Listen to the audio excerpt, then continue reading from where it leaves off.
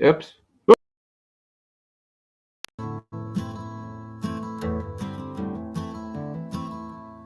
When I met Jesus Christ, he was almost 10 years old, and he was helping his mother push a trolley full of all they owned. And because they couldn't find an inn they could get in, they were heading to the city and leaving Bethlehem. Couldn't you perform a miracle? I'm out of them, he said. I tried turning nothing into warmth, but it just made my mother cry. It just made my mother cry. Mary Magdalene has become a man, and tonight he's old, and she has been riding my tram. Now it's late and she's trying to sleep beneath a poster for a bank. Your dreams are important to us as it bathes her face in gold. Come give us your natural gifts, we make wealth from toil. Come pretend for history's page that we're advancing Australia fair. Let's pretend that we're all advancing Australia fair.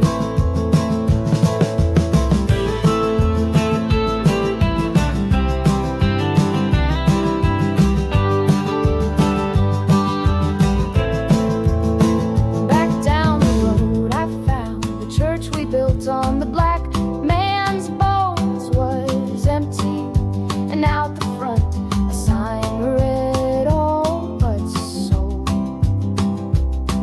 A sign read all but sold.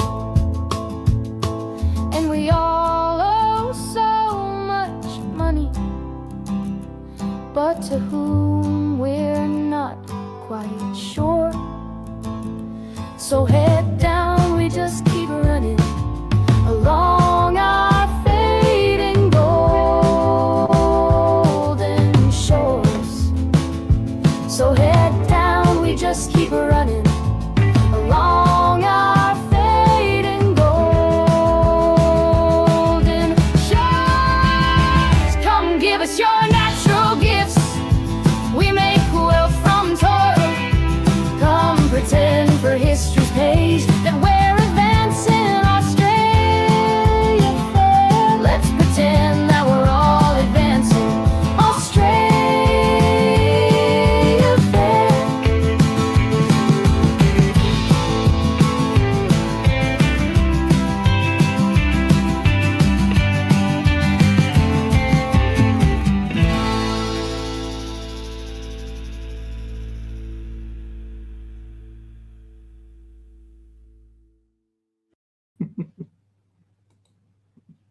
Good evening, everybody. Here I am in Richard Wollstencroft's place. We've got our bees. Castle Wollstencroft, yes. And Sponsored by the Blue Bee. I think Leon is still on, which is why we can't get on. He should have finished by now, but he's still going, or maybe he's just finished. You just won't shut up, mate. What can you do? No, he's not live. So I'm just going to see if we can get back on. Yeah. Michael Gray Griffith, bear with us for a sec. Just for a sec. Technical difficulties, ladies and gentlemen. And So we've abducted Michael Gray Griffith for the evening, and we're not going to release him until the ransom is paid. How much is the ransom, mate? You know, that's right. It's pretty cheap. So pretty cheap. It's pretty cheap. Where you put the money will be coming along the bottom of the screen So later. just seeing what's coming on. Yeah, very good. So Here we are. now, Welcome to my house, mate. a lot of you don't know, but You're banging the table here. I was in hospital, as everyone knows, but Yeah. so were you. Yes, they're trying to kill us, mate. You know, And you almost died. just like you, mate. You know, Yeah. it's like, so they're trying to kill us. It's official. We can announce it here. There is a plot to kill Michael Gray Griffith and myself. Or it could be a result of our crazy lifestyles. And that's one thing, it's not the vax. Well, it's certainly not the vax. What's happened with us this year, has it? You know, No, unless somehow they snuck it in the middle of the No, night. it wasn't the vax. No, it wasn't the vax. No, I went to Bali, ladies and germs, and I came back, and a week later, it wasn't actually this arm, it was this arm. I found 2 small lumps on my arm, and I thought, oh, I got cancer, that's it, bye, I'm dead. But I went to my doctor. He said, no, it's fine. These are just cysts. And he said, here's his antibiotics, and you take these antibiotics, it'll go away. So I took the antibiotics, and one of the cysts sort of came up like a pimple, so I squeezed it, it burst. And then after that, for some reason, this whole, giant cyst grew under my arm, and I had to go to hospital and get it operated on. Luckily, I got into hospital. I showed the doctor when it was really big, and he said, "Well, you got to go to the Austin straight away." And they operated the following day, and I was all right. I just had to change this wound.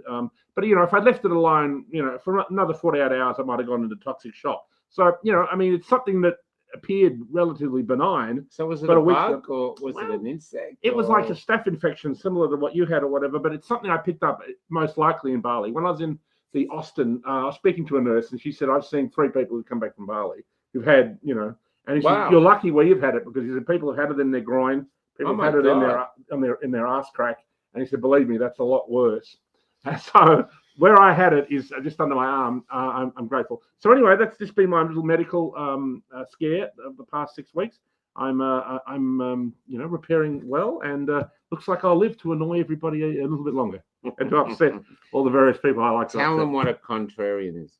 A contrarian is somebody who likes to be of the opposite opinion. Okay, Robin. And there's a funny joke going around at the moment. Just the one thing about sort of Gen X or whatever is that we're people who are into critical thinking. You know what I mean? We like to listen to 2 sides of the same argument, and then make our own decision. Like the whole Israel-Palestine thing. I listen to both sides of the argument, and then I think I've listened to the Israeli side. I've listened to Palestine, and you realise they're both cunts. You know what I mean? And they're both horrible. We're still at 8 o'clock, but not 9 o'clock. Oh no, so no C word. That back. No C word. But anyway, so you know what I mean? Like, so when you use critical thinking, and you don't let people, and you make up your own mind about things. And someone who's a contrarian is somebody who often takes the opposite opinion, but there's not necessarily anything wrong with that if you know anything about philosophy, because it's like being dialectical. I mean, how things like science, that's one of the things with trust the science, that was clearly rubbish. Because the reason science has been able to progress to the point it has at the moment is because somebody said, hang on a minute, the Earth is not flat. Now, so people do think it's flat again now. Sorry, Dave. Sorry, all of you Earth flatters. Anyway, people have questioned things all along, and people have been burnt at the stake for it back in the Renaissance, before the Renaissance, and all that type. So, it's really just thinking for yourself, and it doesn't mean you have to be correct. You know what I mean? It's just having an independent mode of thinking, and being contrarian is to take a mainstream opinion. And for example, most people think that the Allies were the good guys of World War II. A contrarian would say no, they weren't. And it doesn't necessarily mean that he might believe that, but you might say no. But then dialectically, you examine the situation, and you look at why Germany might have fought World War II. All this kind of stuff. Why don't you talk about Trump then, from a contrarian's point of view? Because a lot of people are disappointed. Some people think he's still doing great. What's your appraisal? We're not going to touch the table because it's shaking. It's shaky table. Yeah. What is your thoughts on? Well, I'm a Trump man. You know that. Yeah, I know. But I've been a little disappointed in Donald. Oh, really? Yeah, definitely. Obviously the fact that the Epstein files has not been released. I mean, it was something he did promise to do. He figured out he was in it. Well, Jeffrey Epstein was about blackmailing famous people. Yeah. And there's no doubt that he attempted to blackmail Donald Trump. My attitude would be as if he had succeeded, Donald Trump never would have ended up president. But I'd say he's probably in the files in some way. And, with the whole Prince Andrew thing, how he operated, it wasn't like, he said to famous people who might instantly go, hang on, a 15-year-old girl, they would instantly balk at that. He said, come and hang out at my house. And there's all these models there. And most of them are 20-year-olds. You know what I mean? And that's what he would do. He would hang out with who were legal to have sex with. And then he would slip in the 15-year-old when you were drunk or high or God knows what. And that's why it was a honeypot, right? And it maybe somebody like Prince Andrew liked that, or maybe he was fooled. I'd say he probably did like it, and that's why he went along to it. But I think a lot of people who were part of the Epstein thing were fooled, and maybe didn't know exactly what was going on. Maybe when they got to the island, they realized what was going on. And then to some extent it's too late because you're But there. then a lot of people went back and back and back. Well, again. obviously, someone like Bill Clinton clearly enjoyed it. There's no record of Donald Trump going to the island, but I think it's disappointing. I think what's going on with Donald Trump is that if it's not necessarily him in the files, though I imagine he's in them somewhere, it's that all his mates are, all the friends in the Republican Party are. And, it's interesting that someone from the Department of Justice reached out to Ghislaine Maxwell, and she's been moved to a nicer prison. Now, I imagine what he can say to her is, listen, leak on my political enemies, and I'll give you a pardon when I leave the presidency. So in other words, she's only got 3 more years in jail. Yeah. And I imagine that's what he said to her, right? Yeah. And then, but anybody who is a Republican or me, say nice things, right? Yeah. That would be a fair deal. And I imagine Ghislaine Maxwell ain't stupid. Yeah. You know what I mean? She's that. For what she'd done, she would probably expect to spend the rest of her life in jail Or be killed. It's amazing. But she's part of the. She's part. She was very high up in the elite. Why do you think they haven't killed her and they killed Epstein? Did they kill Epstein? I don't know. What do we really know? No, I think he's in Israel, mate, sitting on a kibbutz. Okay. Maybe Okay. Well, they claimed that he killed himself. Yeah, but if you've seen the picture, the nose is different. The corpse that was brought out of the thing, different. He has a different nose. He had a particularly shaped nose. If you go look it up. I don't know. I mean, I would say there's probably a strong chance he's dead, but it's possible he's alive. Now, I'll tell you a little bit about a woman I know, and I probably shouldn't even discuss this, but her name is Tracy Twynham, and she was an investigator into the whole Epstein thing, and she wrote a book with a friend of mine called Boyd Rice called Dagobert's Revenge, which is sort of about medieval, occult and, René Le Chateau, the kind of thing that like the Da Vinci Code is on, you know what I mean? Holy Blood, Holy Grail, about the secret bloodline of Christ, all this stuff. So anyway, if you know a little bit about that, you might know who this woman is. But she got into the whole Pizzagate thing and investigating Epstein and all this stuff. And around the time Isaac Cappy was around, right? And she sort of knew Cappy and they were exchanging emails. And I remember she wrote to me and said, look, I've discovered these things, She's, first of all, Jeffrey Epstein's alive and he's back in operation. And I was like, hang on a minute. What are you fucking talking about? Back in operation? Yeah. And I said, I don't want to know about this. I don't want to know about this. You know what I mean? And I said, by the way, you shouldn't do it. You shouldn't do what I would call originary research because this will get you killed. Right? You know what I mean? Yeah. And if it's on Alex Jones, I think that's fine. If Alex Jones has talked about it, then we can all talk about it without being killed. Anyway, this woman started, just saying things I'd never heard of from anywhere. And it seemed like she'd done a deep dive and all this stuff. And I just kind of warned her. I said, this is kind of scary. Be careful. And that was the last I heard from her. And then Isaac Cappy died. And then about 6 weeks later, I heard that she'd committed suicide. And she was not that kind of person. And if you look at it, there's information about it. So it seemed like she was onto something. And, look, it is scary. You don't get near this kind of thing. So she actually took her life, like... Oh, she didn't. I would say 100% she didn't take her life. Sorry, wow. But she's dead. So, look, these are, obviously she may have been onto something, And obviously, Isaac Cappy we were just watching. Richard is a crazy film buff and book buff, as you can see. Yes. And downstairs, his books it's amazing. He's got like lots of Mills and Boon. Every Mills and Boon that's ever been out. No Mills and Boon. First edition Mills and Boon. He's really into, especially the one with that Hidden World. Guy. What's the guy with the hair? Hidden World? What's the guy with the hair? The what's that guy? What's the Mills and Boon cover guy? He got hit in the face by a duck. No idea. Someone will turn up. Oh. Anyway, but we were watching Blue Velvet. Blue Velvet by David Lynch, yeah. Is from what I see, Blue Velvet is about on the top. Here's everything, white picket fence, everything's fine, but just underneath. Ooh, a lot of dark stuff. And this is what we're dealing with here. It is, yeah. So I think that's a great metaphor for a lot of what's going on in society. Some of this stuff is not necessarily that bad. That's right, Tash, actually. But a lot of it is it's just how the world sort of secretly operates, at a form of corruption. I mean, for example, I remember I used to run nightclubs in the 1990s. I mean, I always used to say, how's the drug scene controlled? I said, the number one, way that the drug scene is controlled is the police. They are the main drug dealers. You know what I mean? Because we're on an old card table. The police obviously get all the drugs when they do the raids, and then they burn a little bit of it. Victoria. No, they don't. No, they don't. They're very good. Obviously not Australia. Good. Not Victoria. I'm talking about police in countries like America, mate. That obviously corrupt. It would never happen here. So there you go. That's it. Fabio, there he is. Huge Fabio collection.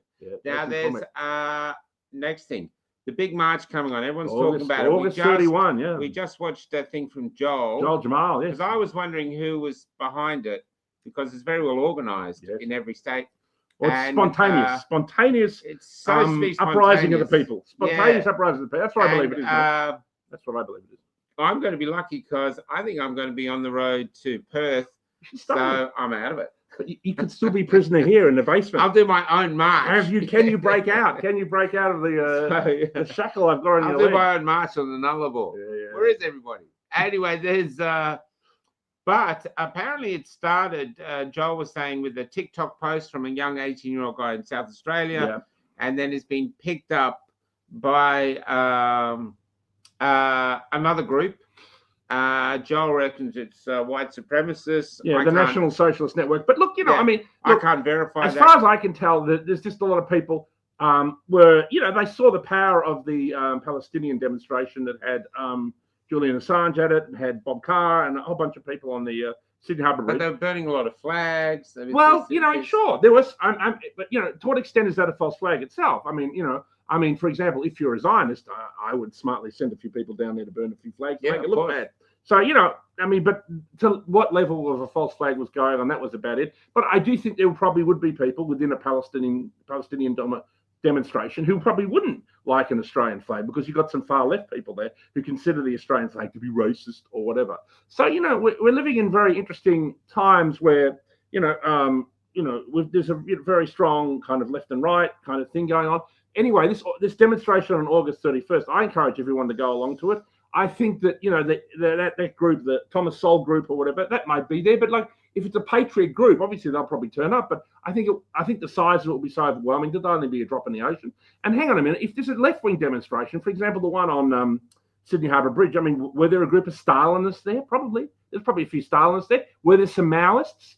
Who knows? Probably. There are probably some Chinese spies there for sure. But does anyone notice? Does anyone care? No. It's only on the right that people focus on these, right-wing nationalist, white supremacist groups and says, oh, it's like, spoiling the whole pot. I've heard Monica Smith and I've heard Joel Jamal carry on about it. I don't think that's a reason to stay away at all. Just go along to it, support it.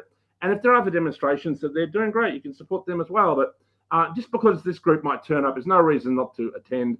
That group's always been non-violent as far as I know anyway. And, I would say be careful of false flags, because, there'll probably be one if it's going to be as many people as turned out for the Sydney Harbour. Well, the interesting thing that I've heard is that there's people going who've never been to a march before. Yeah. They're actually they're sort of regretting that they never went to the anti-lockdown marches and the marches then, and now they're thinking, no, we're going, because there's so many things wrong. But I heard from 3 people today myself, because as you well know, I don't go to marches because I don't particularly like them. I associate marches with a bunch of left-wing bullshit.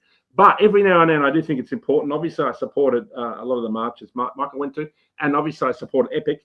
And I think this is another opportunity for a mass, just a statement. And there'll be all different kinds of groups. There'll be, Jordan Peterson, libertarians, and, there'll be freedom movement, anti-vaxxers. There'll be people who care about the Constitution. There'll be all kinds of people there. And it's a broad church. It's a broad church. And as we know, this freedom movement contains people from the left and the right. I don't think it will be the freedom movement, though. I think it'd be Australians. I just want to say, though, about it's a lot of it is aimed at anti-immigration. Yeah. And the sad thing is these immigrants, they didn't cause the problems we had. What they do, though, they do by their presence. But they didn't cause it. We're fucked up because by letting them in. We're fucked up economically because of our politicians. Well, sure, our politicians are corrupt. But they've been doing that. But they've been doing that for years. Well, we're broke. I mean, we owe $1 trillion, not because of some. You can get around that. Indian. If you read your history, you can get around that. What you do is you nationalize the currency.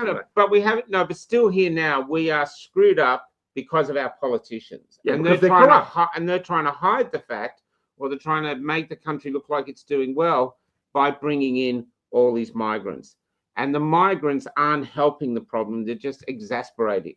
Well, the problem is that I think what I would call a limited migration. That if you grew up here in the 70s and 80s, and even to some extent in the 90s, it was always a limited migration numbers coming into. I'm a migrant. Well, there you go. We're from England. That's not really a migrant, mate. They founded this country. Wow.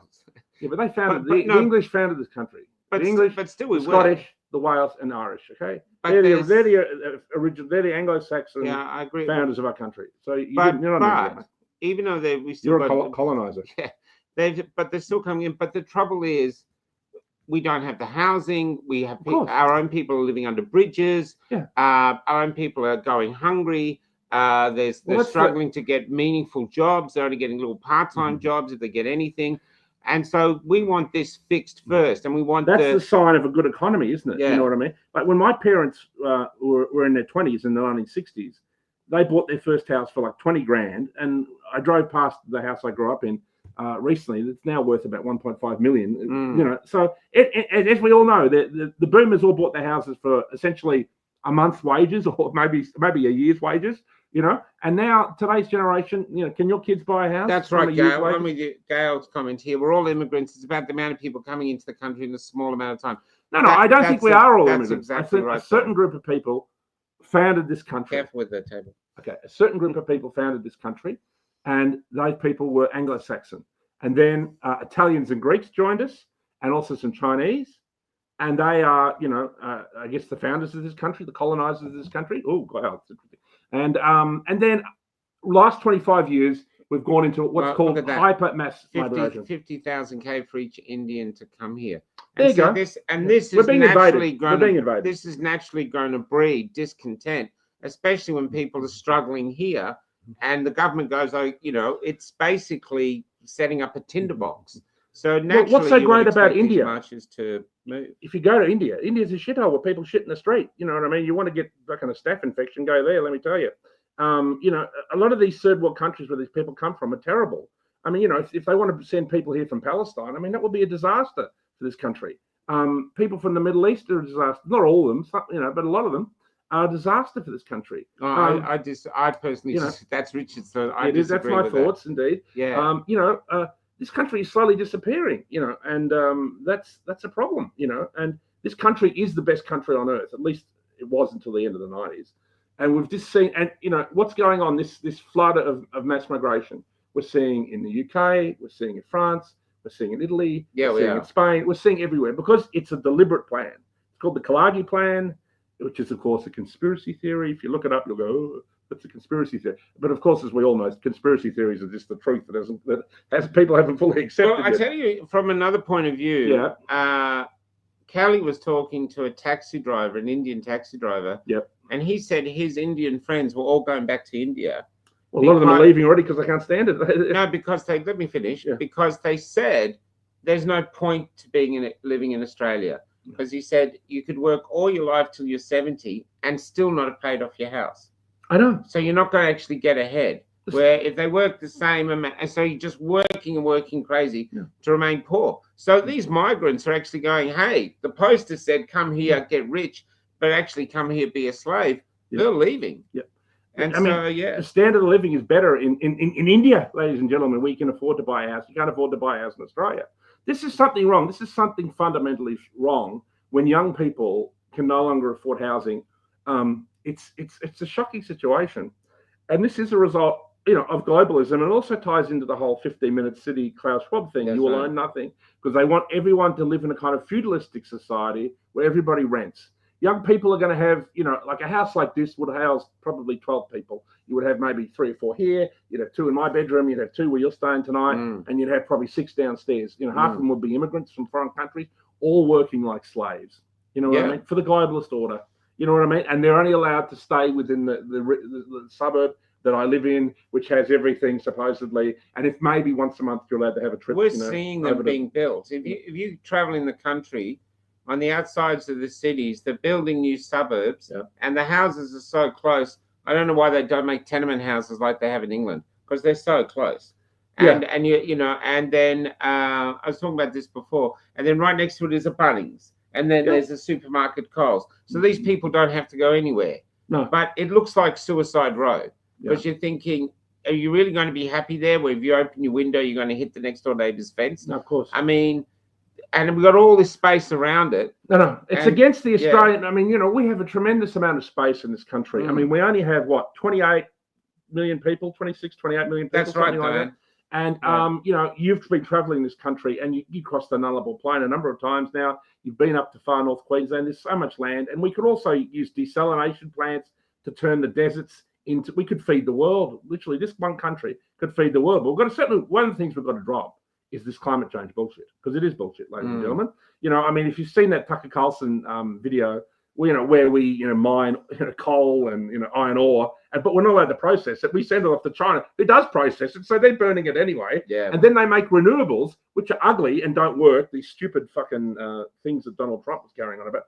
They call wind turbines. Yeah. And then you've got your solar panels. Now, I mean, on the renewables, I believe at the moment they are deliberately useless, and that there are, you know, so that someone is making a fortune. They've got these renewables, say here or whatever, and they're making billions and billions of dollars of building rubbish that isn't going to work. Now, one day I think renewables might work. For example, the table. Okay, in 20 years, I'll just do this like I'm Miss Alma. So we're on a card table. It's very, you know, the one with the this wooden is your legs. idea, by the way. It's your table. Well, it's shit. My card table is shit, ladies and gentlemen. It's actually a really good. That is my fault, not the fault of immigrants. That's why I used the table. I thought it was pretty good. Yeah, that's all right. There's climate change. Yeah, I agree. There's the other interesting thing though is just talking about is the what the fuck boys talked about last night is this. How's Tom Vogel these days? He's good. Have you given him a kiss from me? I love the guy. Have you given him a kiss from me? Give him a kiss from me. All right. There's is the machete bins. Yeah, that's good. Isn't Now, it? for those who don't know, we had a few machete attacks in Victoria, and so our premier decided she's going to have a machete bin where you can drop your machete in and go, I'm so sorry, I keep cutting people's arms off. Here, I want to be a good Australian now. Yeah. And the machete bins are costing, I think it's $13 million. Yeah, they're like $13 million. 20 grand per machete bin? It's some ridiculous 300 price. grand, yeah. Now, I can't remember, it's some ridiculous price, but it's basically a large Sulo bin, isn't it? They look really badly done. Craig Kelly posted one. It's really badly welded. I mean, it is just ridiculous. Yeah. So if there's any reason to march, it's basically to march. We're all broke. Are you really? Why don't you go down and ask a homeless person if they can think of anything that $13 million could be better spent on? Yeah. Let me see, you know. And people don't understand the significance of what is machete crime. I mean, people getting attacked with machetes every few days is not something that happens in this country up until recently, and up until mass migration has taken hold. It's a lot of these African gangs that come out of Dandenong that are doing it. And I imagine it's just caught on amongst youth gangs. I imagine in response, some white gangs are also gotten involved in doing it.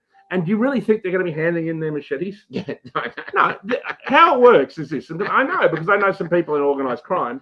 What they're doing is the gangsters are getting these young gangs to do a lot of the hands-on stuff. Yeah, they're doing the dealing, because if they get caught, they're under the age of 18 and they get a slap on the wrist, right? So what the organised crime, and the police have said this too, they're using young African gangs and they're using other gangs of varying ethnicities, some local, some, you know, Lebo, whatever, and these Dandenong gangs. And you know, they're the ones they're using. And they're dragging young kids in, they're getting them on drugs, like way too young, getting them on drugs like meth or whatever. And, you know, it's just a recipe for disaster. You know? And one of the other things with that, though, is not that the organised crime is using them, is that our country is not giving our youth any hope. No, that's right. Because they can't. I mean, you can't afford a house. Yeah. Climate change, you're all going to die. Exactly. Here, take the jab. I'll tell you what, a successful teenage drug dealer might be able to afford a house. You know what I mean? That's about the only way a young person is ever going to afford a house. So the guy becomes a drug dealer, and his girlfriend gets on OnlyFans. You can get a house. Yeah, that's what you got to become. You can get on the block. This is the level of sickness that our society has descended to, and we have our politicians, Albo or whatever. There's these fantastic videos put out by Magoo who sends on Albo. I mean, really, the Andrew Allen's government and the Albo government, I think the two worst governments I've ever seen while I've been alive. And they're just, I mean, sometimes, they're so inept. It's almost like the machete bin was made him think. There you go. Probably was. And I mean, he's doing that. I mean, and then they have Jacinda Allen there, like saying, "That's right, this is your chance." It just doesn't make sense. No one's going to put them in.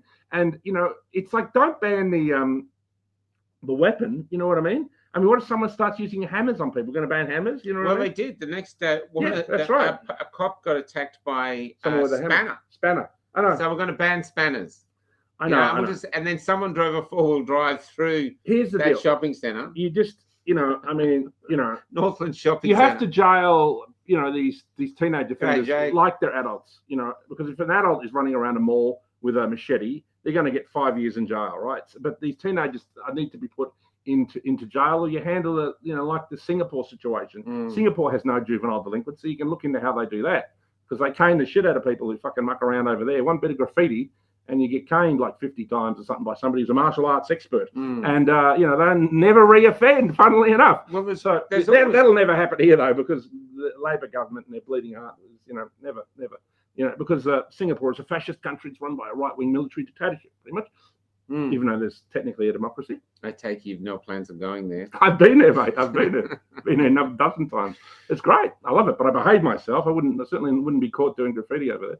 Yeah, that's right. Yep. That's right. Yep. But so there are lots of different ways, you know, to run the world, and our system is, you know, it just seems like, you know, our society's just become too liberal and ultimately not liberal as in the Liberal base Party. Of everything we've said, every single problem is that there is a total lack of caring for the actual people by those in charge. Yeah, I think that's the point. You've made that a lot. That's the core problem here. They don't give a shit about us. No. And so this march that's coming on August 31st, whoever's starting it, I reckon it'll be really big, because Australians are just going, we've had enough. We've had enough. Yeah. Bring us back and start, we're Australians, this is our country. Because I told you today, and I said it in a rant the other day, we owe $1 trillion, and yet we're sitting on all this mineral wealth. Of course. Well, the analogy of that is like dying of malnutrition in an all-you-can-eat buffet. And that's what Australia is now. It's that ridiculous. We have one of the greatest, we are possibly the greatest minerally rich country on the face of the earth. Yeah, and we also have a lot of these we have a lot of uranium, and you know, no one can do anything with. Why don't we have at least a couple of nuclear power stations? You know, it's just crazy. We have so many resources here, and all this rubbish about climate change. You know, and I'm sure you've all noticed your power bill has gone up 2 or 3 times in the last. Well, how much you said yours has gone up 3 times? You know, in the last 5 years, and it's just ridiculous. And I know there are people, little old ladies and stuff, who cannot afford to turn the heater on in a long winter. So then you've got, you know, your kind of greenies who are upper middle class white people who have your trust fund or whatever. Think of that. So you've got an old lady who's worked probably all her life, either had children or after children worked all her life. She's in this country and it's freezing and she can't switch on the heater, even though she is sitting on one of the largest deposits of coal and natural gas, literally this far below her house. And she's got to be frozen. And also, too, you know, you traveling around. We are such a big country, and you know we have something like over 30 billion trees. Essentially, Australia is carbon neutral already, and you know what I mean. We could double our coal burning output, and we would have energy that would be like a quarter of the price it currently is. But our government literally doesn't want that. It has nothing to do with saving the planet. It has everything to do with enslaving people. You know, the 15-minute city. You will own nothing. You know, they've made housing unaffordable. They're now going to make the cost of living unaffordable. And also AI is coming. They're still going to get rid of your job. AI is going to replace everybody. Everyone will be sort of on a dole kind of situation, you know, like what's it called? Universal basic income. Yeah. And then everyone, the houses that exist will be, you know, taken over by the government. And, you know, a house will have to, you know, have 12 people in it. Yeah, you know? Soel, I don't know how to say it. Yeah, we've just talked about that with Joel talking about it. Yeah, I think though, Solly, I think it's got to spread because we're shadow banned. So I don't think the freedom movement's got anything to do with this march whatsoever. Yeah, it's true bourgeoisie standing up. Who've had enough of the bullshit. Yeah, and the gatekeepers are all upset. Monica Smith and your Joel Jamal, they're upset because they can't control it. But fuck it, they have to control everything. I love those two, and I've had them, you know, I've had Monica Smith on Sam's show, and I love Joel Jamal as well. But they don't have to gatekeep every event. You know, if this is a mass, you know, people standing up who've had enough, and let's face it, pretty much everyone has had enough. Let's all attend on August 31st and cause trouble. Well, this is what we've wanted, though. Everyone says, "Oh, when are they going to wake up? When are they going to wake up?" Well, maybe now. This might be it. That's right. This might be their birth. Epic was where we all came together. Yep. This is the next chance. These are the replacements, our reinforcements. Yep. This is the This is what I'm hearing. I'm hearing Tom Vogel, who I love. Yeah, look, Tom's all right. Said he's got tradies that have said they've never been to any of the marches, but they've had enough and they're coming to this one. Exactly. And I think there's a lot of people pissed off. A lot of the gatekeepers are upset because obviously there have been people that have been sent to this movement to act as gatekeepers to keep it on message, or the official speakers or whatever, who are all ineffective mostly, let's be honest. So if this is not you obviously, but you're too silly to have been control the position. You're too lovable. Now I can officially say he isn't controlled opposition unless you've been I'd be at a better bus. I'd have a toilet in my bus. Exactly. Look at this. He does stop playing drums. Things that are too cute, like breaking drums on the thing. Yeah. So there's now the blue bee. While we got it here, this is there it is. This is not a real bee. Okay, this is not a real bee. This is a pretend bee, but it's a yellow bee. Now I love bees. That said, it's a slave. They are slaves. It never gets to breed. It works itself to death. And basically, I think there's like 12 if 1 teaspoon of honey is about 12 of the lifetime span of these bees, of the amount of honey that something ridiculous comment like that. Anyway, so they live in a hive, follow a queen, work till they die, never think for themselves.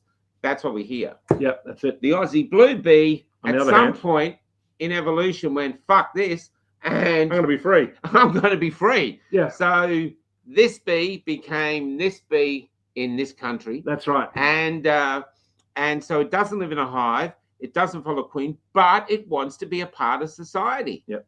It wants to be a part of society. You want to be an individual, but part of a greater whole. That's right. That's right. That's right. So isn't that what the Aussie spirit is really about, mate? That's what I mean? And it doesn't really matter where you come from. I'm somebody who believes you can come from other parts of the world, and as long as you are a proud Aussie, you're an Aussie as far as I'm concerned. You can. So I'm always somebody who welcomes people from all around the world who come here and really love our lifestyle. They love our values. This is a Christian country with kind of, whatever you want to call it, Christian values in the past at least, and is proud of our country, proud of our flag. So if you're that kind of person, you're an Aussie. I'm just going to bring up something that's what this is about, I think. The other thing I love about this, though, is that Can you pull that up? Last night, Chris, who I used to think was a doctor, but he's actually a makeup artist, suggested instead of freebie, why don't you call it be free? Yeah, I like that. Very Heideggerian. Be free. Wait on, I'll get a better one. I've got one without. Yeah, very Heideggerian. Oh, you might have to talk about that. Here it is. Yeah. So this is it. This is what I think for Cafe Lockdown, because I've actually talked to Dave O'Neggs and a few other groups. They're looking to do their own bees. I know the What the Fuck Boys are doing their own bees. But Cafe Locked Out, there it is. There's the link there if you want to go look at some. That is bee free. I like it. And so because it's like, bee, and it's also got bee, as in like, bee. Yeah, see, it's got a bee word. It's almost got triple meaning. It's got a bee. It's got triple meaning. Because there's bee as in the insect, and then there's bee as in go do it. But then there's bee as in being. And if it was this bee, it'd be a slave. But no. It's be free. And that is the Aussie spirit. That's the Anzac spirit, ladies and gentlemen. That's what Australia's always been about. And right? I think the globalists think we're an easy pushover. They always do their globalist experiments here. They thought we were suckers during the pandemic. They locked us down for the longest in the world. They think we're suckers. But I think August 31, we've got a chance to show them, fuck you, mate. We're Aussies, and we're not going to participate in your we're putting it on here now. Internationalist, globozio, world order rubbish. Okay, stop interviewing that. So it's on boxer shorts. Oh, I like that one. If you go to cafelockdown.com, look up beads. It's there.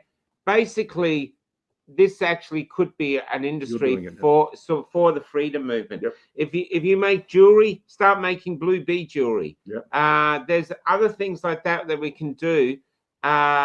And 832 is still out there for the people who love 832. You said you see 832. Yeah, I do. Yeah, I do. I attend a lot of book markets and things, and I often see people with it, and people obviously come up and recognize me from the show and talk about you and everything.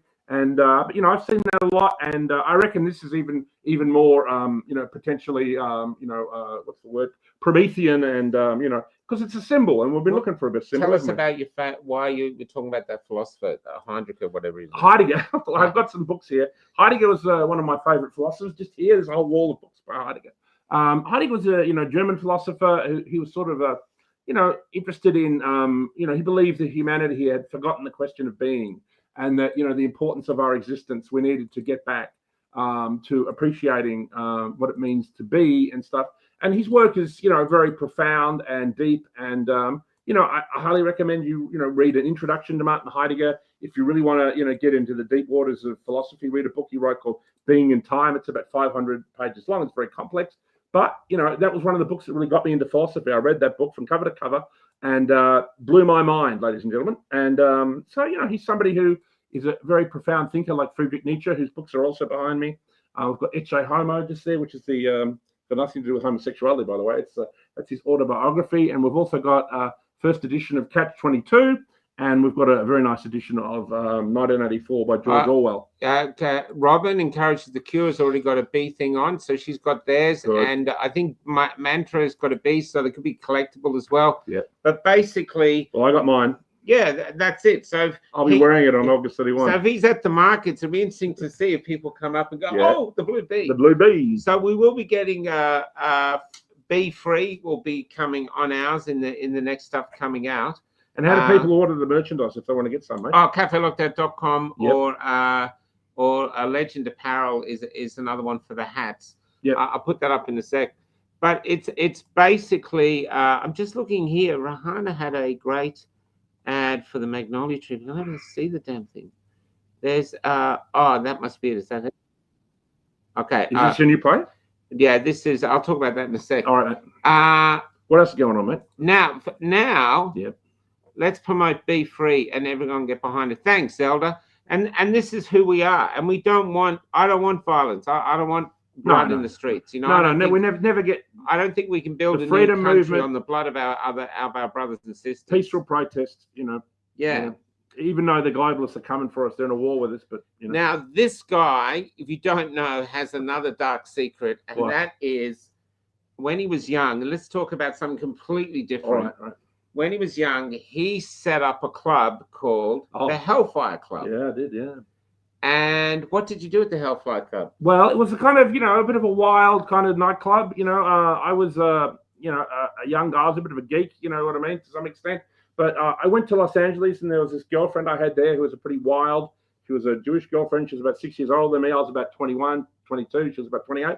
And she took me to these wild kind of kinky sex clubs in Los Angeles. Then I came back and I had a girlfriend in Australia, and she was having a birthday party. And I went along to this birthday party, and I told the people who run the venue about this clubs I went to. And I said, I think I might try doing something like that back here in Australia. And I got together some, kind of really of the best DJs at the time, David Thrussell. So I met David Thrussell because the band Snog was all on Triple J at the time. That's when they played David Thrussell back then. And that was a very popular song. Lies Incorporated was the album he had out. So I contacted him through Triple J. They gave me his number. And then I contacted Ollie Olsen, who'd worked with, Michael Hutchence on the Max Q project, who worked with Richard Lowenstein on the film Dogs in Space. And then a couple other DJs like Andrew Till and other people from the techno scene. So we got them in and we combined it with this kind of, kinky club scene. And it just, for the first 6 weeks, it did okay. And then we had Kate Sobrano come along to the event, and we had somebody from the Truth newspaper there. Now, who remembers the Truth newspaper? Yeah, it was a bit like, what's it like? I don't know. Naughty little bit. Yeah, I can remember the Truth. It was a bit naughty of newspaper. Anyway, when she attended my club, the Hellfire Club, she came to see Ollie music, but she had to look downstairs at what was going on. And it just said, Kate Sobrano attends Kinky Sex Club. And it was the front page of The Truth. And then the following week, we had 5,000. We had 500 people. And then, The Age did a story about a month later. A couple of photojournalists and a writer, Andrew Masterson, I think it was. He came along and they did a big spread in the middle of the age. And then the club was packed. And then, it became an institution there. So what did you do there? Give us an example of some things you can speak about. I can speak about this. We didn't do anything illegal, mate. It's just an S&M club. There were S&M clubs before, but they were mainly associated with the gay scene or whatever. And I just took it commercial to a certain extent and took it to the straight scene.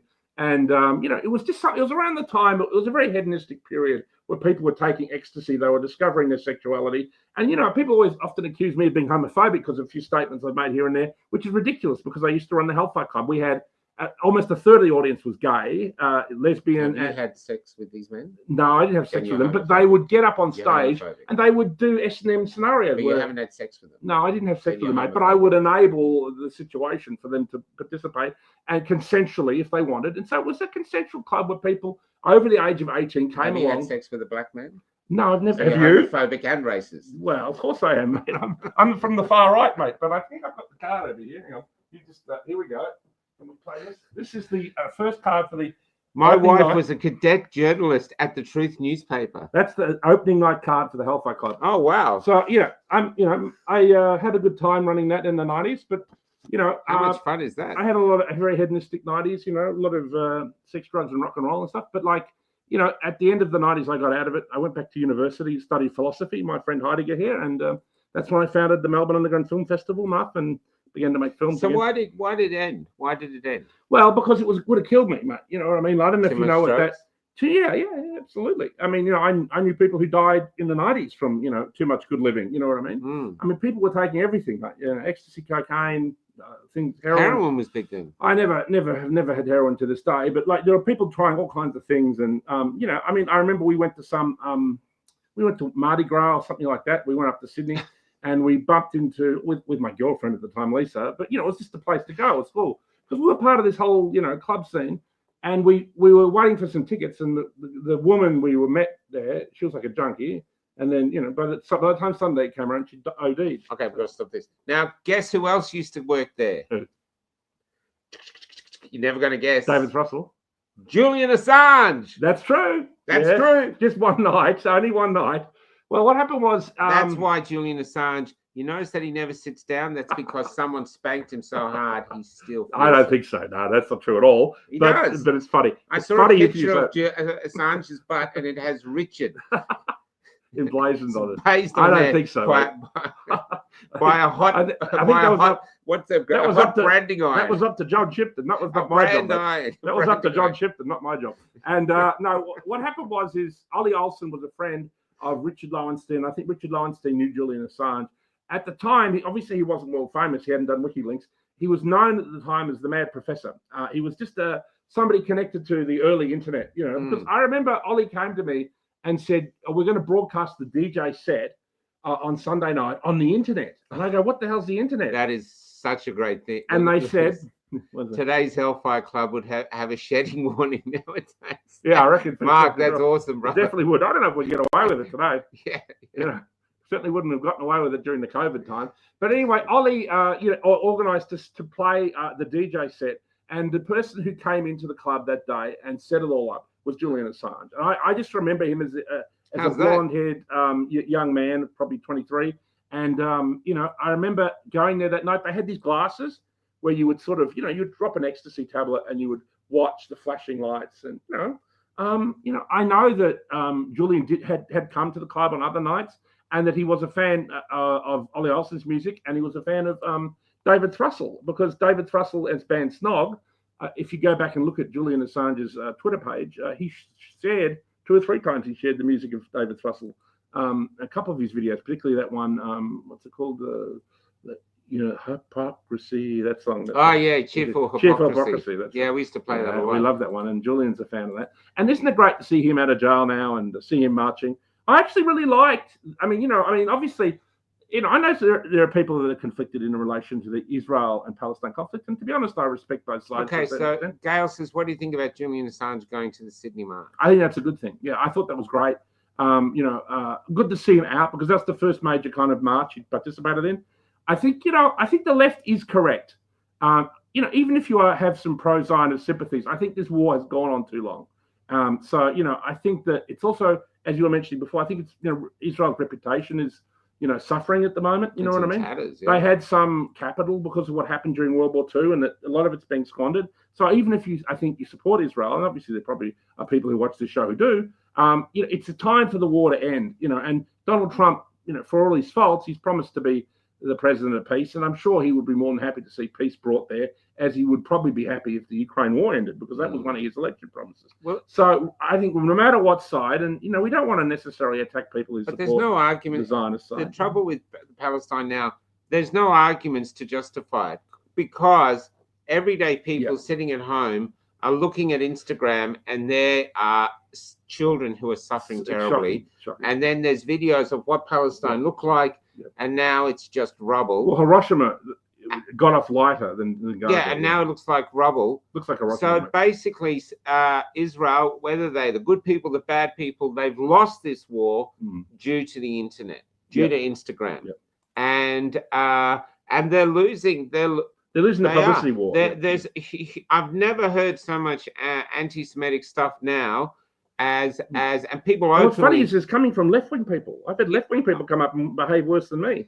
But this is what they're seeing now, because it won't stop, and the whole world is saying stop, and they've been this, and they're just saying no, we can't, and this and this. But unfortunately, we're just watching. It's like when Vietnam. I mean, the Vietnam War basically came to an end because you had that young girl walking out. Young girl walking out of the fire with her skin on fire. People had enough, and people went, "What? No, that's too much. That's too much." Yeah. Now we see that every single day, sometimes 3 or 4 times a day. Yeah, we've had enough. And they say that some of it's set up, and I know it's set up. You can see that they set up. They do. But not all of it's set up, mate. But not all of it's set up.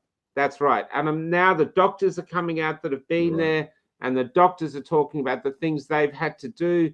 2 young children. I reached out to one, but I think he was on Tucker Carlson, so I doubt he'd come on my show.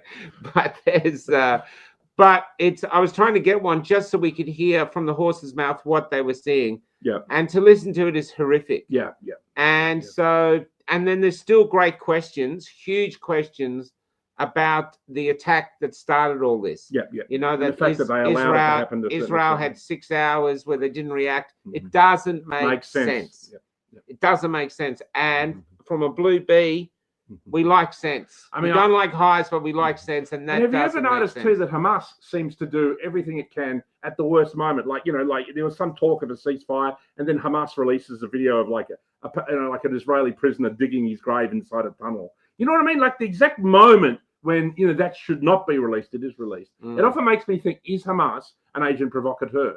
You know what I mean? There's often been sayings that Al Qaeda was secretly working for, Saudi intelligence, secretly working for Mossad. Is Hamas itself? Hang on, let me make a point, then you can respond. No. Is Qatar secretly funding Hamas, but with Israeli support, so that they are attacking? They're like this little, don't want to use the term bee, but they're this little wasp that's attacking whenever Israel feels it needs a justification. So I don't know if that's true. It's just a thought experiment. Maybe it is, but there are agent provocateurs. They're essentially double agents. Is that what's going on? We don't actually know. But look at the back. Look at say Osama bin Laden. When they found him, he was living in Pakistan next to all these military intelligence. There's no way they didn't know he was there. They knew. Then they go in to get him with these 2 radar evading helicopters. And they crash one. Then they send in a big motherfucker helicopter that you wouldn't need a radar to hear it. And Pakistan, who attacked India and took out all those fighters in one go, did nothing. And they come in and then they shoot him in the face, so we can't actually see who he is. His body at sea. Then they bury him in the sea, so we never have a funeral. You couldn't take a selfie. You couldn't take a selfie. Hey, look, before we kill you, can you just smile? Exactly. I'm Osama. Bye. No, it's crazy. It's a lie, isn't it? It's like they've got to a point where they can't be bothered, and they don't have to try to lie to us much hard because we don't do nothing. Yeah. Have you heard about a few of us march? And that's it. No, there's something definitely dodgy with the whole. Obviously, with September 11, there's something incredibly dodgy. Plus, also with the assassination of Osama bin Laden. Have you heard that we're being invaded by aliens in November? Have you heard that coming down? I have, yeah. There's always been, I'm sure some of you are on top of this, but there's long been a rumor, and I can't believe they're going to try and do it, right? Because they probably won't. But I imagine they're testing the water, because that's how they do these things, right? They test the water. So at the moment, there's a guy called Avi Loeb, right? There you go. That's all you need to know. That's an interesting name for you. So he's saying that there's a spaceship coming towards Earth, and that it could be attacking us in November. Now, this is called Project Bluebeam. This is where they fake an alien attack upon humanity. Now, I imagine what they're doing is they're looking at all these stories, news stories. How is it landing with people? Are people believing it? Of course, I don't think people are. People don't give it. No. Like, remember when they had the drones over New York? Yeah. No one gave a shit. No one gave a shit. Yeah. Aliens, yeah, whatever. Yeah. And then they can't be worse than you guys. Now, I can't believe if this is to the people who believe Earth is round, which is one of them. Now, space is so fast. That are you telling me that a civilization that has finally found us has probably traveled light years to get to us, only wants to kill us, I don't believe it. Yeah, exactly. At least they might want to say, "Hey, I just thought I'd get to know you guys." And I do believe they've probably found alien technology. I do believe aliens probably do exist. Yeah. I do believe maybe there was a crash at Roswell or whatever. I do believe they've probably had 50, 70 years to examine the technology to the point where they probably know how to use it. So they're probably going to fake an alien attack upon humanity. Now, I don't know if they're going to go ahead and do it this November. As I said, they've sent out Mr. Avi Loeb to sort of test the waters. I'd say the waters aren't good because you've also seen they're always touting a new pandemic. There's someone to do. Can we get vaccinated against an alien invasion? Well, you know what? I'll tell you what. Dr. Pfizer could you and Bill Gates come up with a vaccination against alien invasion? Like, I'll tell you what, mRNA anti-Klingon something. We'd all be lining up for the jab, wouldn't we?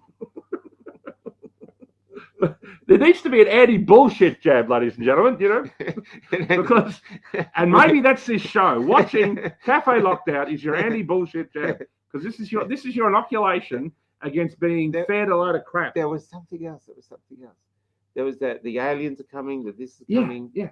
What happened to the pyramids? Oh yeah, they came out and they said they found all this stuff below the pyramids. Like wow, like here it goes 3 miles deep or something incredible. Yeah. Silence. I know. What? Why aren't we hearing any more? It's like a big story. I know. And they're trying to launch. They've tried to launch about 5 pandemics since COVID ended, and they're not landing. People don't give a shit unless it's basically the bubonic plague, an aerial bubonic plague combined with like I don't know, Ebola. No one's going to care unless it's like half the population are dropping dead. So you know what I mean? Like instantly, as soon as they come across it, no one cares because they keep doing these stories like, oh, there's a new virus, and the media's like. And they probably look at the I know what to talk about. I want to talk about the Sydney girl, Sydney Sweeney or Sydney. Yeah, I love her jeans. We love Sydney Sweeney's jeans. First off, Gene. Before we start, what the fuck boys last night? They said apparently the jeans company, has increased in value by $80 billion. 80 billion or so. It's just gone 80 billion a million. It's just gone nuts. Yeah, it might have been 80 million, but somewhere in there. No, I think it's more. People are buying the jeans the roof, who've never heard of the jeans company. They're buying them from overseas just as a protest. So if you go woke, you go broke. Yeah, but if you go right, you get right. Everything's all right. Everything's all right. And so they're going crazy. And I have to say, you know, no offense, but a big fat trans person, and no offense to trans person, in a pair of jeans with their belly out and looking at me with that condescending face isn't going to make me buy that jeans. No. Not saying that Sweeney would make me buy the jeans, but when I look at Sweeney, I look at Sweeney for a lot longer than I look at the tranny. Yes. And I just do because she's fucking gorgeous. Yeah. I mean, that look she's got, I'm a bloke, I'm just thinking, wow, will I buy the jeans? No. But I get it. It's like I get it because this is advertising. If you want to sell something, right? I know this sounds really old-fashioned, but it's very handy to sell something with somebody in the ad who you want to fuck. That's right. Sex sells. Whether it's Brad Pitt and you're that way, you're going, wow, look at him. I'm not saying, I'm just saying he's a very attractive man. He's good actor. He is attractive. But if you want to sell jeans, you think you look at her, you go, wow. This is the way it used to be. Nature is healing. Woke is dying. This is what I think it's a symbol of. But, you know, I think it's great, this whole ad. And I think she did one for Baskins and Robbins, and they also went through the roof. So, you know, there's no stopping Sydney Sweeney, and her initials are SS. And and have you seen the other thing? It's Sydney Sweeney. They accused her of like the jeans. Like the left is saying, oh, they don't mean jeans as in the things you wear. They're talking about her jeans. It's like eugenics. You know, what do you think of that bullshit? You know, it's correct. She has got good jeans. She has got pretty good jeans. God, yeah. Pretty hot. Yep. Yeah. Oh, well, we love I didn't even realize they were talking about the jeans. I get it now. I thought they were always talking about her. So whether it's jeans with a J or G, we like it both. You know, I understand. You know, what do you like? I don't know. I actually think a lot of the woke stuff is being pushed by a minority going through, and most people don't care. Yeah. I saw a great video the other day. It was 2 lesbians in America, and they were in a bookstore, and they were going, "Oh my god!" And they were going through the kids because they've got a whole gay book section for kids, really, like the alphabet for kids. Yeah, I've heard of that. I've never seen it, but I've heard it. Even that, like they're going, B is for bi and C is for coming out. This is aimed at little preschool. This is like 3-year-olds. No, that's bad, isn't it? And these gay girls who are together going, no. because you don't talk about sex with kids. You just let the kids talk.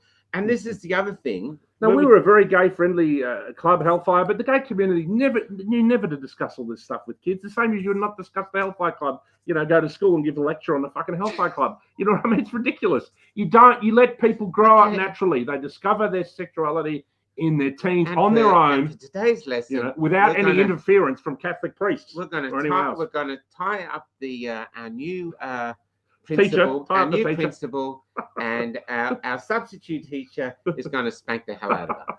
And back in our day, that does was. Anyone want to go with the cane kiddies? Come on. Hang on a minute. That was school in our day. What's your safety word? What's her safety word again? There's no safety word. Can we hear it, kiddies? What's her safety word? Oh, you're mad. I mean, it's bullshit. It is. It's crazy. It's bullshit. It's indoctrination. You know, if the drag queens want to go read books to old ladies, to a new audience, go to the jail, the men's jails. I'm sure they'd love to hear to stories senior citizens homes from a pretty woman. You know, there's not enough people who are helping our senior citizens who are in retirement homes. If people want to go and do something like that, they can do it to as many senior citizens as they like. Absolutely. Well, they can read to them anyway. Absolutely. So this is all bullshit. And this is where we've had 5 years now of endless culture wars.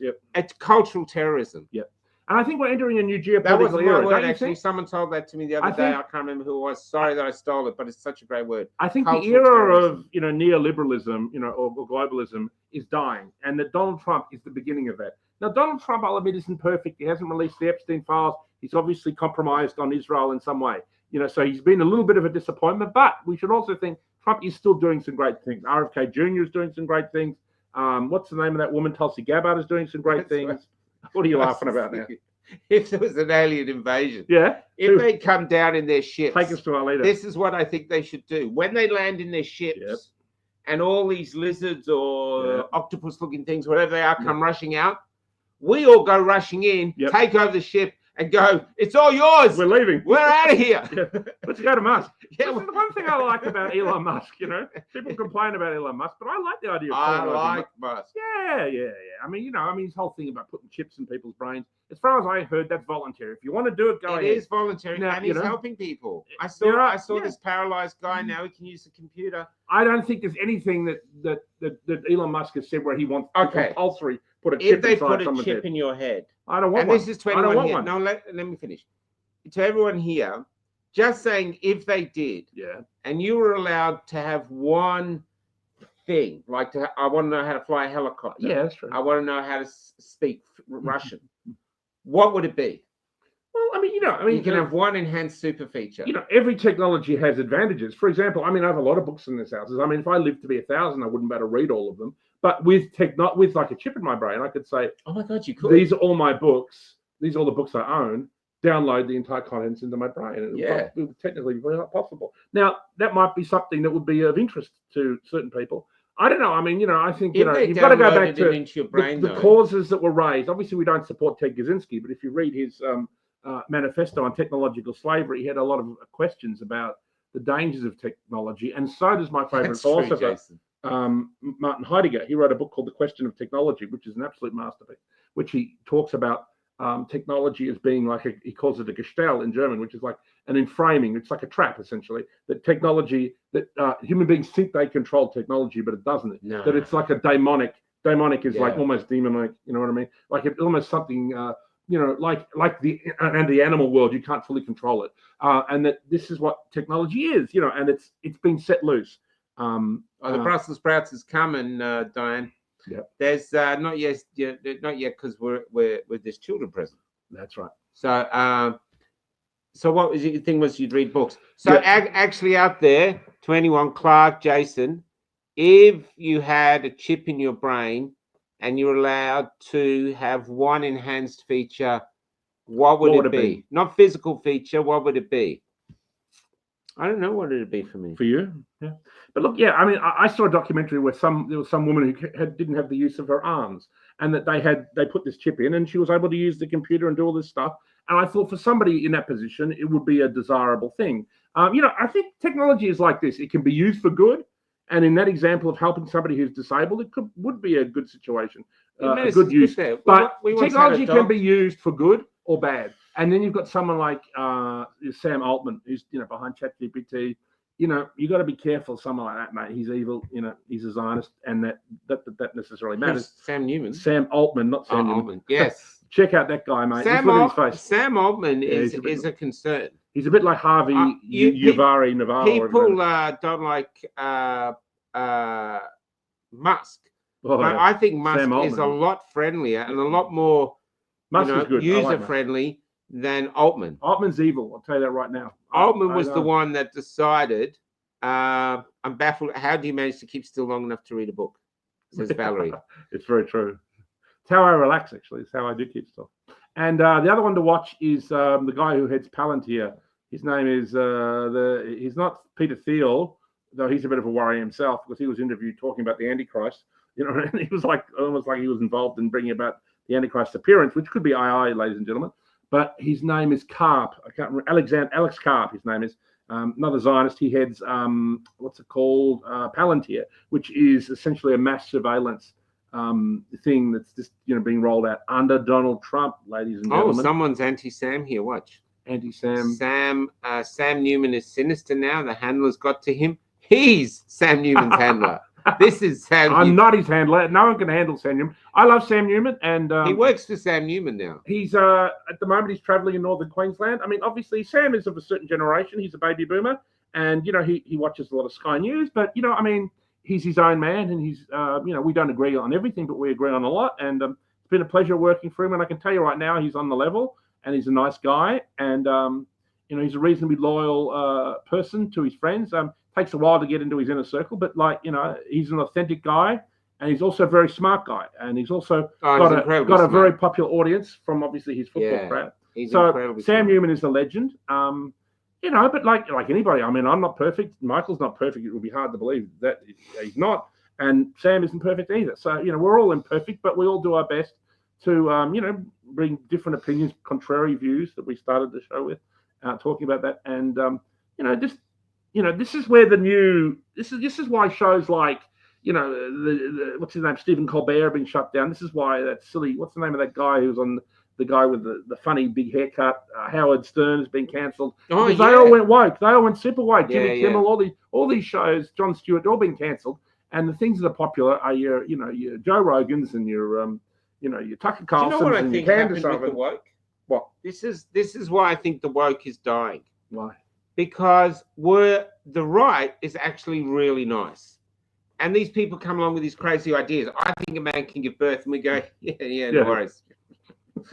and then they go on and on. We want to put drag queen in the school. What? Yeah, and we're sort of slow going, but they pushed it and kept pushing it. They should have stopped. They did, yeah. They went silly. They should have stopped. They should have stopped somewhere there. Once they said, I want to go into a woman's change room. Yep.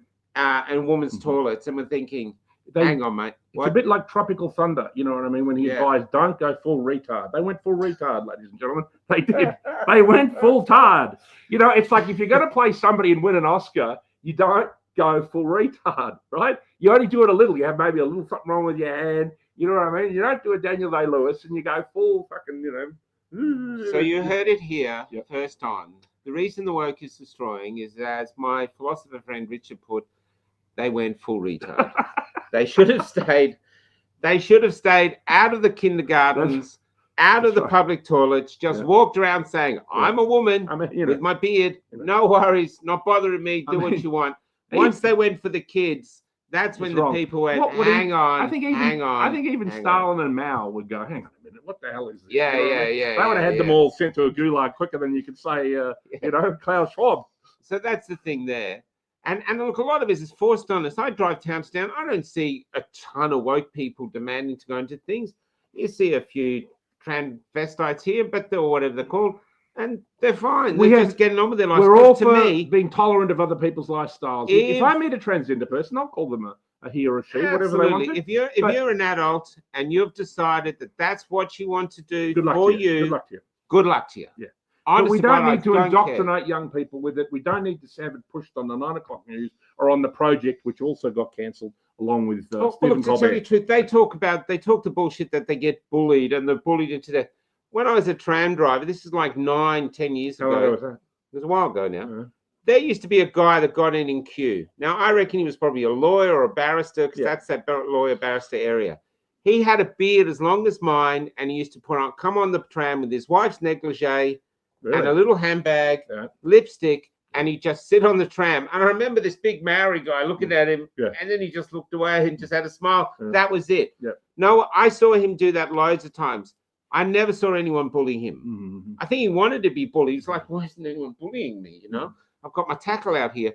No one ever did, because Melbourne was cool. This is what's weird about this woke politics. Anyone else, you do what the hell you want. Michael, and this is interesting. You know, that in the 90s and in the double O's, to a certain extent, you know, things like racial differences or sexuality differences and gender differences to do with it, that had all been pretty much accepted by then. But it was when this really kind of radical woke politics, that was when the division really began. Yeah, well, they have to shame us. But it was like counterproductive. It's almost like they're hurting the very people that they're trying to protect. It's almost like all this woke stuff has made, you know, a lot more racial animus, a lot more animus, you know, against the gay community, a lot more animus against the trans community. In a sense, it's like the whole woke thing has been counterproductive to the very agendas that they. I think that's interesting, isn't it? Yeah, I totally agree. I think it started, to be honest, it's going to be a lot of trouble. I think a lot of shit started with the Me Too movement too, because the Me Too movement basically said all the women are angels and all the men are trying to get them. And that's bullshit. We're all playing the game of life. All of us. Doesn't matter what's between your legs. We're all playing the game of life the way we play it. And let's be honest about Weinstein. Yeah, he might have been a fat, ugly-looking fella. And but he was in a position of power. He produced some excellent movies. He did, If I see a Weinstein movie, I know this is going to be a good movie. He had the knack for movies. And we people are looking at all the ugly Hollywood we know stars. That a lot of women went up there. And this was Hollywood. It's been Hollywood since forever. You don't think Marilyn Monroe slept with someone to get in a gig? And think of it. And I'm not saying it's right. You know, I'm not saying right, but I'm just saying that here you are. If you sleep with me, you get to win an Oscar, get $2 million to $20 million a movie, and maybe be famous to live in Beverly Hills for the rest of your life. I mean, or you can keep your dignity and keep working in Hooters. You know, so this is what was on offer to people. I know it's awful, but this is an awful thing to the way the world works, and yet they try to push this puritanical bullshit on us. So now, in this era now, 2025, we can't have a Hellfire Club and celebrate it the way and do all the drugs and stuff that we did. What year did you do it? In the 90s, mate. In the 90s. And this is it. It's like in the 60s, with our parents were watching Number 96. And they'll go into Woodfest. They'll go into Woodstock. And there's nudity everywhere. Nudity was everywhere. Drugs are everywhere. Richard has a great book he showed me downstairs. It was from what's that book here about? Oh, yeah, it was John Willie's Bazaar magazine. Yeah. It was like, you know, this is underground. And what year was that? 1930s, 1930s. They were doing the same thing then. This is how we've always been. This is right. Linda Fellows, always trying to divide and conquer us. Always trying to turn us against each other. That's the thing. You know, we should always be aware of their divide and conquer. And I think that's what woke is, you know. I even think it's here within the freedom movement. There's constant like people trying to get people to fight with each other, which is stupid. I like everybody. I don't, you know. I mean, I like Ivy Yemeni. I like the Thomas Sewell or whatever, and I like Joel Jamal. I like Monica. I like you. I like Damo. Like you see this I like image, Robin. You see this image here. So this is from the Hellfire Club. This is a bondage woman. This now, maybe people go, oh my god, oh my god. The people are saying, oh my god. I bet when you were in play school or kindergarten, you were playing doctors and nurses or mummies and daddies, whatever. That's what we. No, I'm just talking about. There's so many lonely people out there, men and women who can't meet them. I meet them everywhere. Yeah. And I met this woman the other day. She's, you know, she's gorgeous looking, and she used to be quite famous once, single. And then there's other people single, and these men who are lovely men who I meet are single. And thinking, why can't they meet anyone? There should be. Why has it got so hard? Yeah. When and a lot of people just to finish. When we were kids, we used to be playing doctors and nurses. They have gone in the way of us with their society of separating us and giving us all this shame and all this other stuff. Atomization. Yeah, that's the word. Instead of allowing us just to be ourselves. I mean, that was the whole point of what I was attempting to do. It wasn't the whole thing about hellfire, and it was just the fact that I have a place where adults could come consensually and just have a good time. You know, let's have a look here. Richard, even Ricardo Bosi. Do I like Ricardo Bosi? I mean, look, there were some things Ricardo Bosi said that were fun. I think that he did look a little bit like, controlled opposition or something, because he had that military background. I can't be sure of that, but, I mean, I enjoyed some things that Ricardo Bosi said, but, that's the way I look at it. I love a lot of these far-right influencers or freedom movement influencers. I take what I like from them, and if I disagree with them on some things, for example, with Abiy Yemeni, I like some of what he says on the freedom movement, but all the stuff, the pro-Israel stuff, I can't stand. But I understand that's his thing because he is somebody who's, I think, from Israel, isn't he, originally? Well, of course he's from Israel. Why wouldn't he defend Israel? Well, there you go. So he's Israeli. So there you go. Yeah. So I understand. I even simply, I understand if you're from that territory. I think he was in the Israeli army. There you go. He's an IDF soldier, mate. So there you go. So he's going to have something. No, but you are going to be. Yeah. You would expect if I was overseas to have no sympathy. But if I was overseas, if you had somebody who was Japanese, they probably like the emperor. But if I was overseas and someone was attacking Australia, I'd defend Australia. Yeah. I know. I want, look, it's very interesting, Oh my God, Jason, I don't want to post that. That's pretty funny. In relation to the whole ethnicity thing, I mean, one of the things that's interesting. How do you know about Bossy Earl? You're in Texas. Is that where she's from? No, but Earl's in Texas. Oh, in Texas. So he gets around Bosie. Yeah. Bosie is okay, but he goes into the Q stuff. I agree. Q stuff seems a bit, the arrests are always happening next week, aren't they? And I mean, they've got all this stuff now. Donald Trump has evidence on Obama. He has evidence against Hillary Clinton. Why are there no arrests? Sounds like 99% of my conversations with my ex-husband. You're sitting on the table now. Sorry. That tells me off the whole time. That is funny, Denise. Yeah, I'm like, Can Richard open a new nightclub for adults where it opens at 7 p.m., has comfy couches and closes by 10 p.m.? Yeah, look, there's actually, I've had a couple of people talk about me bringing the club back. So I don't know. I'll have to wait and see. It is something for a young man. I was in my 20s when I did it, and I had a great time doing it. And that's the time to really run a nightclub when you're in your 20s. And I met some really wonderful people. We're all with that grey hair now. We're all with grey hair. So you can, so we can have bondage bingo. There is a friend of mine. She runs her name is Isadora Van Camp, and she runs a night called Purr. She used to work at my Hellfire Club. She was like someone behind the bar. She was inspired by Hellfire and other clubs like it. And she runs an event called Purr. It happens every 6 weeks or so. Purr events. Look, check that out. If you want to go to that kind of Hellfire thing, that's the closest thing to it that I could recommend to people at the moment. So there you go. I think there's a lot of jokes. So the Hellfire Club for people our age, we could have bondage bingo. But exactly, So raffle, bondage raffle. Yeah. Anyway, mate, But we all still have a good time, and I had I went to a wonderful party on the weekend. Ebony Butler's birthday. We had a great time with a whole bunch of people. So private parties are the way to go usually these days. Hell's Granny's Club. What's this? Hell's Granny's Club. There you go. Yeah. So that's what I say. Well, I was going to come up with a dating app for people our age and calling it Wrinkler. Yeah. People wonder because I go on about Christian stuff these days. They go, "Have you found God, Richard?" I go, "Yes, I have." What's going on now? The Horlicks Club. The Horlicks Club. There we go. Lynette, that is very funny. Very funny. That is very funny. Yeah. I could see us there. Yeah. There's, but this is about having fun too. I mean, look at what we're looking at. And now the last thing, digital ID. Yeah. Do you believe the government really cares about keeping our 16-year-olds safe? No. Or are they trying to control us? This is a digital ID, Trojan horse, obviously.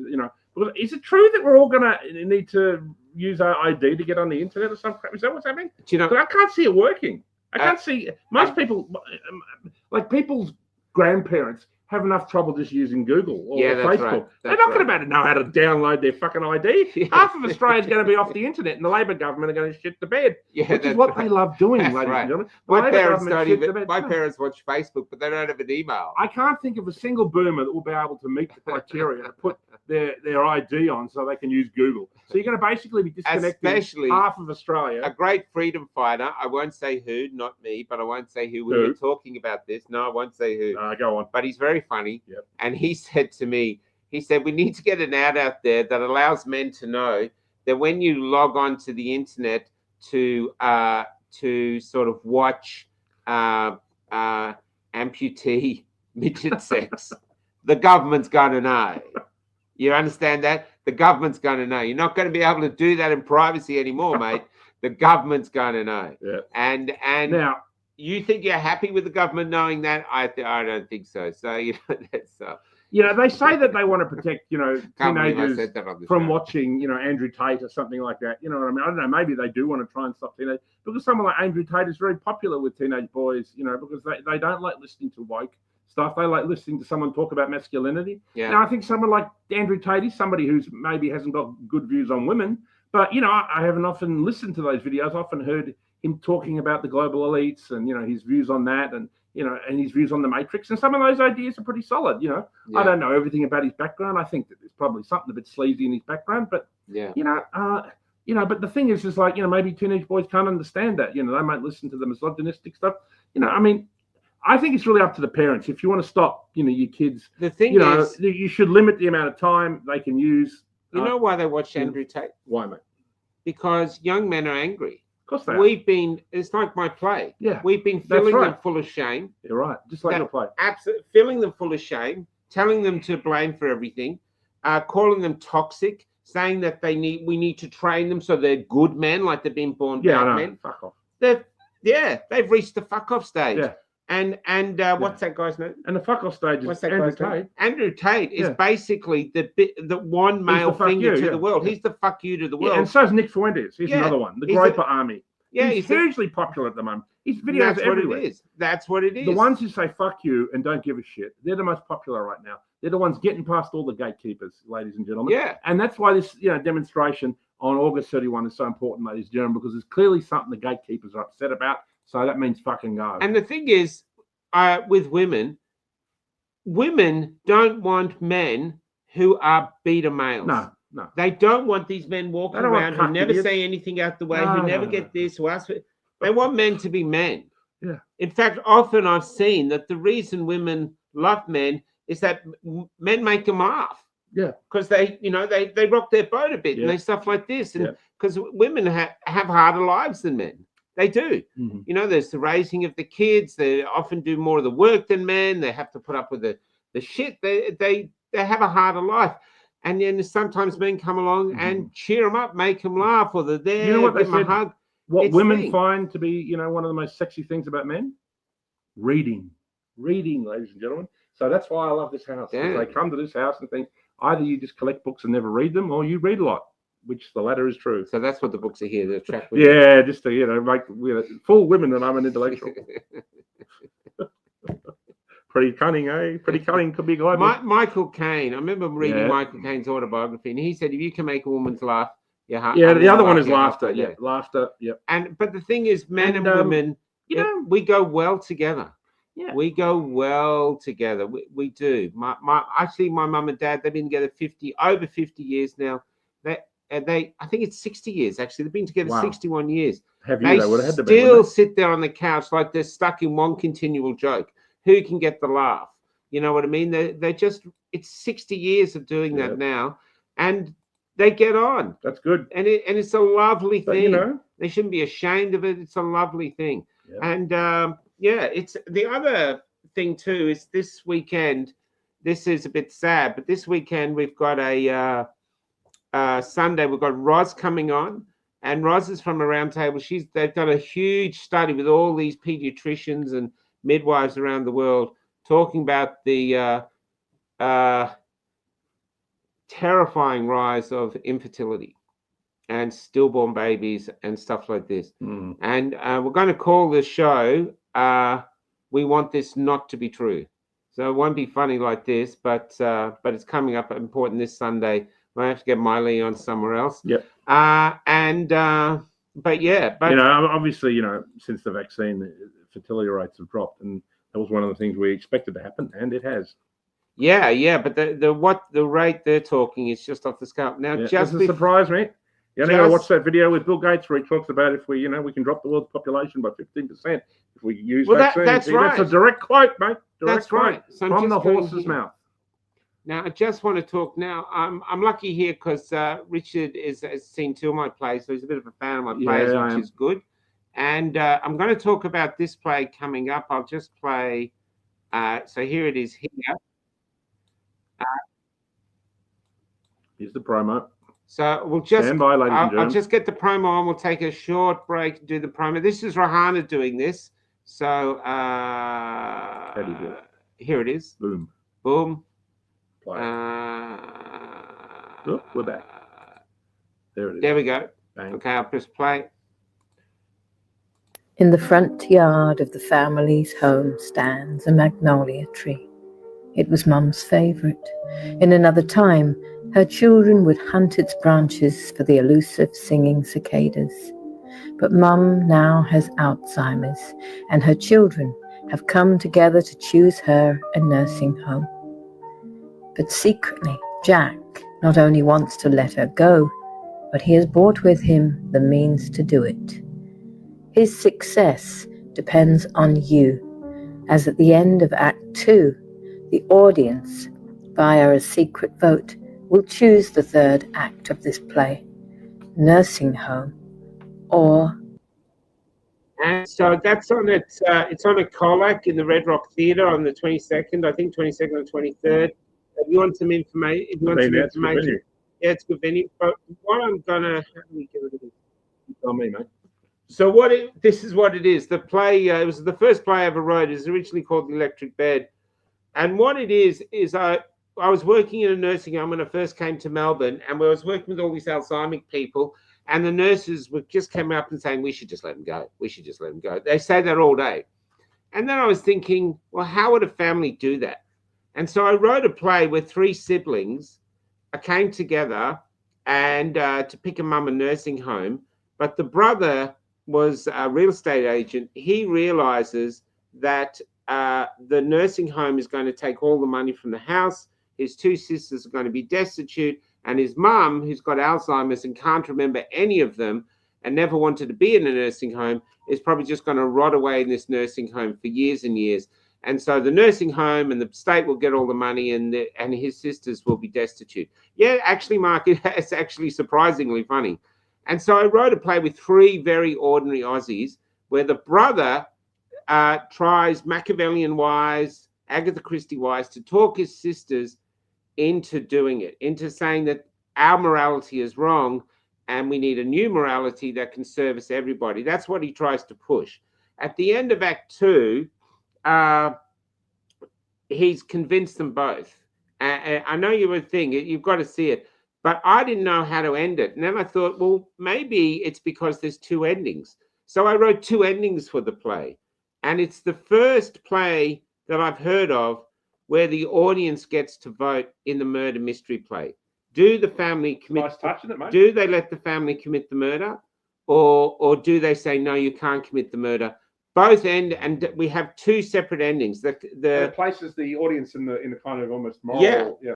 And I'm telling you, every time it's on, the audience hangs around afterwards for longer than the play, and they can't stop talking. They finally are just absolutely chatting and chatting because they've been given an incredibly difficult moral dilemma, and then they have to choose. At one point, I'll tell you some of the funny things. Look, Magnolia Tree, look up the Magnolia Tree and my name, Griffith, and you'll find a load of reviews. It's been on several times. The most interesting thing is we had one mother there once, and we had to do the vote, and her son was there, and he raised his hand to say yes to the murder, and she slapped him in the theatre. We had a full house in the Potato Shed in Geelong, which is about 300 seater. And when people voted for yes, there was these other people yelling out, "Put your hand down!" So the audience gets really this. Yeah. The humor comes from the understanding of the people, because it's all in the subtext. You see these people changing their morality to try make this acceptable. And but the most amazing thing is it's been on, I'm not sure, I was talking with Rahana, it's been on, she thinks about 50 or 60 times. I thought it was a bit more, but say it's been on 60 times. What I know is 58% of the time, Australian audiences vote to murder the mother, and the family murder the mother. And this is really interesting. Eugenics is popular, mate. Yeah, and we've had psychologists coming in going, wow, and they're asking, how do you know which audience will vote one way? We've never been able to figure it out. I've been there for every play. I won't be there for this one. I've been there for every play. And you look at the audience, you cannot decide. But this is what they do. When it comes to the voting, people go like this for the yes, like they look around to make sure no one can see, and they think, oh, and it really goes to the morality of nursing homes. See, what used to happen in nursing homes, say Richard here was in his 90s and he went into a nursing home and I happened to be a son. Now, what they do is he'd go in there, but he wouldn't be there long. You're not going to kill me, are you? No, he wouldn't be there long. He might be there a year at most, because if the flu came or COVID. But if the flu came, anything like that, they would let it take let nature, they would look after you, but they would let it take you. Now, now I think they can keep people alive too long. Now you're worth money to that nursing home. That's right. So if Richard gets to a point where he can't poop, he can't eat by himself, he can't poop by himself, he can't walk, he's bedridden. I don't like being the example in this. He's worth a fortune to the nursing home. So if he gets the flu, the doctors come in, they get all this medication, and they try to keep them alive as long as they can. Yeah, no, I know what you mean. Because they're worth money. Yeah, so the morality here has got lost in this. Monetization of the whole biotechnological world order is terrible. And that's what the play does. But the play has one point, and that is to fuck with you. The play, I truly believe. So you're being contrarian. Yeah, I do. I truly believe that art should shake. Of course. And leave you going. Being controversial. So it doesn't tell you what to think. It just says you have to think. Now, if you don't vote, it doesn't count as a yes vote. And we've had lawyers, so you have to vote yes or no. Yeah. We've had lawyers come and they go, oh, the lawyer refused to vote. Like it was legally binding. Yeah, I know. So we got your mum here, mate. Yeah. We're just about to stab her. Yes or no? Come on. No, I mean, in the 90s, being controversial was considered cool. You know what I mean? Even when Vice magazine first began, being controversial is considered cool. I think Michael and I are of that. We're of a time. We're of a time where we enjoy being controversial. I've always enjoyed being controversial. I've enjoyed being provocative. I've enjoyed being a contrarian. I think this one has as well. So that's what being an artist is all about, ladies and gentlemen. Well, look at Marooned. The amount of shit I got for writing a play about suicide, and yet people love it. They absolutely fucking love it. Woke is the enemy of, and all these PC people who attack you. That's the enemy of art. Anyone who, and I've known some people who've attacked, and you know where they are now? They're nowhere, mate. Because people don't like people in the arts who are poo-pooing other people's stuff because it's not of some certain ideology. You don't have to always agree with the ideology of every artist you see. Fine. You can have your own opinion. That's great. You've got your opinion. Other people have theirs. You state your opinion, and we argue it out. And may the best idea win within the the cultural space. Exactly. May the best idea. You don't shut people down. You don't cancel people. You don't do any of that. That's bullshit. I'll even defend the biggest left-wing idiot who I probably don't like. I'll defend their freedom of speech. I'll defend the freedom of speech of Clem Ford. She's got a right to say whatever she likes. She's a complete idiot, but she's got the right to say it. The other thing too is, thanks, Pauline. The other thing too is I like beauty, and I find great beauty in people and the way they interact. And but I find great beauty in the nobility of people, in the tragedy of people. I always have. So I try to put that in the stuff.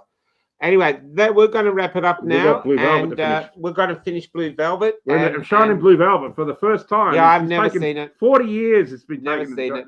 Try to avoid it, but I've never seen it. Frank Booth in the house. We'll be back tomorrow with Lindsay, the psychologist from Ipswich, and he's going to be talking about betrayal.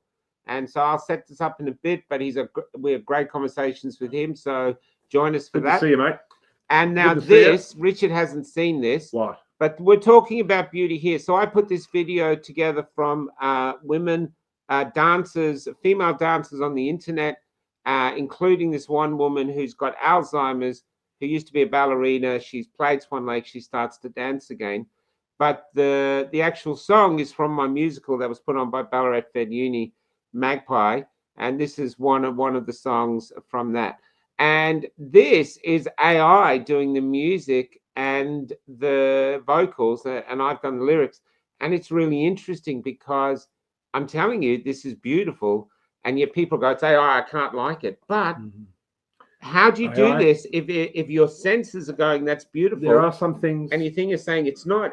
There's a real conflict. There's some great II stuff happening, and there's some bad. So it's again like with all technology, good and bad. And get with the blue bee. We are proud to be something, and if the blue bee makes us proud to be free thinking individuals but in a community who want to be an active part of the community, that's where we are. That's where we're at. Okay, guys, this is called The Lonely Ballerina. I'm not a slave. Neither am I. And really?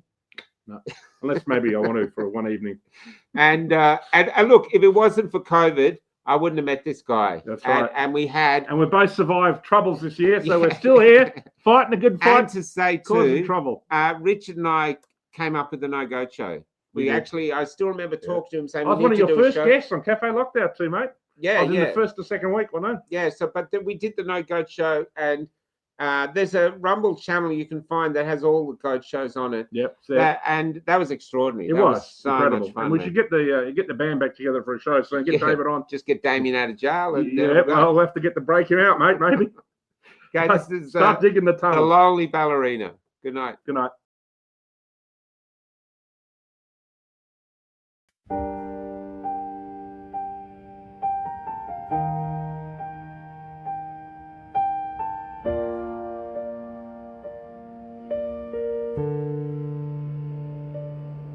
Things change, things do up ahead.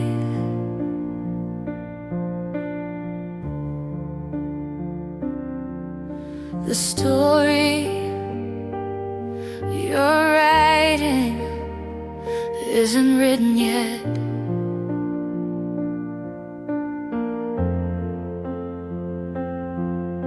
This evening is only a paint. In the morning, your writer will begin again. The ink you breathe is never dry, and you won't predict your course, no matter how hard you try.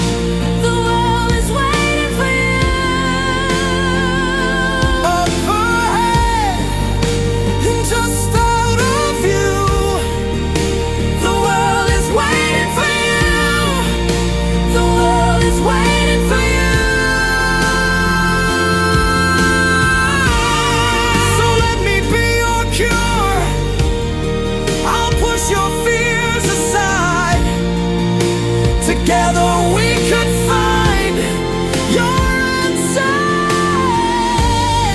And when it gets too dark, so dark we just can't